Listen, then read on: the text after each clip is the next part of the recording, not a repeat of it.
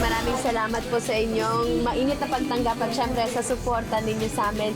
Masyado po kaming masaya na makita kayo at sana nga matuloy pa to, tuloy-tuloy pa no, na makapunta ang mga show sa iba-ibang lugar para ma-meet yung mga kababayan natin mga Pinoy. Yes.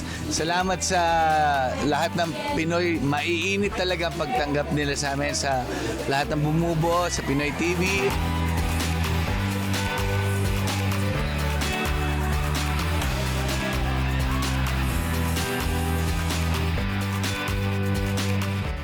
Maraming salamat po sa Dubai. Maraming kaming napasaya mga Pilipino, mga kabayan natin. And sana patuloy niyong suporta ng mga show ng GMA.